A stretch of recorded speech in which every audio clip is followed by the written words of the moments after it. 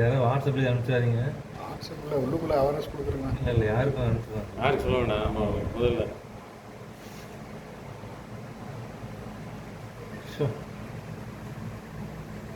அப்படியே அப்படியே நிற்குது அப்படியே.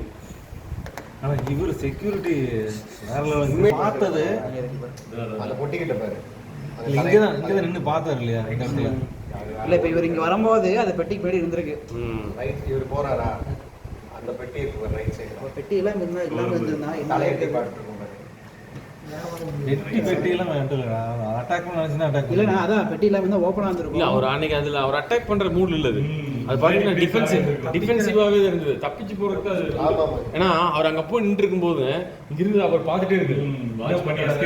அடிக்கணும்னு நினைச்சா பின்னாடி அடிக்கிறது நேரம் ஒரே தாவு தான். அங்கே அடி பார்த்துருக்கு ஒரே ராவு பின்னாடி பார்த்துட்டு இருக்கும்போது